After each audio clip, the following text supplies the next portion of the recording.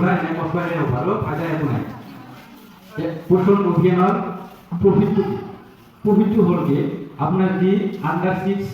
children আছে মানে জন্মৰ পৰা 6 বছৰলৈকে যিমান বেবি বা বাচ্চা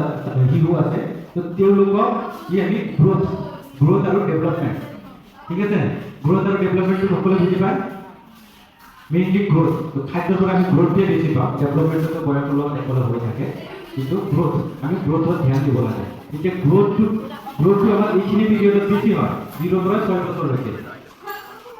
এই গ্ৰোথখিনিত আমি যদি তেওঁলোকক পুষ্টিকৰ আহাৰ নিদিওঁ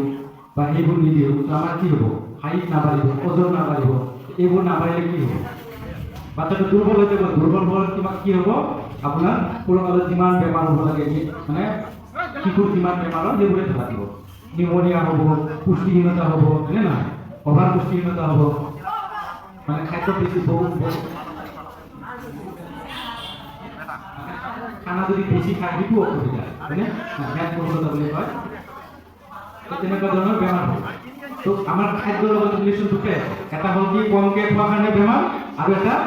বেছিকৈ খোৱাৰ কাৰণে বেমাৰ বহুত ঘৰত ল'ৰা ছোৱালী এনেকুৱা আছে সৰু ল'ৰা যদি বেছিকৈ খায় তো মা দেউতাকে মানে ওটা গালি দিয়ে ইমান কিয় খা হয় না গালি দিয়ে বেছি খালে আৰু ক'ৰবাত যদি কমকৈ খায় তাৰ কাৰণে মা দেউতাকে ওটা টেনশ্যন কিয় নাখায় কাৰণ হজমি বদল দিয়ক এইটো দিয়ক অমুকটো দিয়ক খানা নাখায় পোষণ মাহৰ উদ্দেশ্য আৰু পোষণ মাহৰ বিষয়ে বহলাই অলৰেডি মোক সহকৰ্মীয়ে কৈ গ'ল মই আৰু এইবোৰ কথা দুবাৰ মই আপোনালোকক আপুনি দিব বিচাৰোঁ মই সৰুকৈ দুটামান কথা ক'ব বিচাৰিছোঁ যে এই পোষণ মাহৰ উদ্দেশ্যটো কি এতিয়া কাৰোবাৰ পৰিয়ালত যদি কোনোবা বেমাৰী মানুহ বেমাৰী ল'ৰা বেমাৰী বাচ্চা বা নিজেও বেমাৰী হৈ থাকে তো সেইটো পৰিয়ালত কি অসুবিধা হ'ব পাৰে কি অসুবিধা হ'ব পাৰে এটা বেমাৰী মানুহৰ পৰা আপুনি ভাল কাম বা সেইটো পৰিয়ালৰ শান্তিও বিনষ্ট হ'ব পাৰে হয়নে নাই তাৰপিছত আৰু কথা আছে অৰ্থনৈতিকভাৱে আপুনি প্ৰভাৱিত হ'ব পাৰে বেমাৰ আজাৰৰ কাৰণে খৰচ ভালকৈ মন কৰিব যে পুৱতি মাতৃসকল নৱজাতক শিশুসকলক কেনেকৈ আপোনালোকে যত্ন ল'ব বহুতখিনি আপোনালোকে জানে এইটো ইমান বছৰ কৰিয়ে আহিছে কিন্তু তথাপিও আমাৰ ইয়াতে যিখিনি খাদ্য সম্ভাৰ পাচলিৰ পৰা আদি কৰি যিমানবোৰ আপোনালোকে আজি সজাইছে সেই বহুতখিনি বস্তুৰ বিষয়ে আমাৰ মাতৃসকলে জানে তথাপিও যদি তেওঁলোকে নিজৰ যিটো যত্ন ল'ব লাগে সেইটো প্ৰতি অৱহেলা কৰে সদায় নিজৰ পৰিয়ালটো সদায় নিজৰ ল'ৰা ছোৱালীক শাহু শহুৰ বা তেওঁৰ স্বামীৰ প্ৰতি বেছি গুৰুত্ব সেইটো বেছি দি পেলাই নিজৰ প্ৰতি আৰু নিজৰ সন্তানৰ প্ৰতি অকণমান গুৰুত্বটো কম দিয়ে যদিহে তেখেতৰ বেছিকৈ মাতা থাকে বা দুটা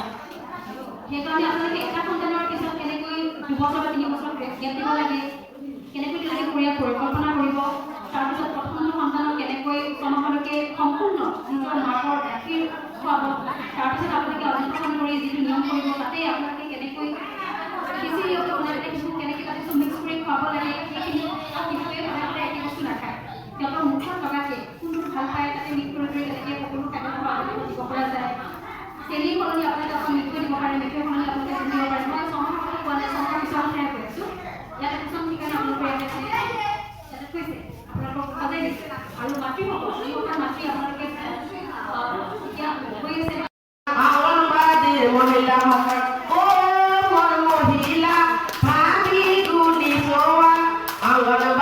কথা তুমি কেতিয়াও পাহৰি নাযাবা অংগনবাদীৰ কথা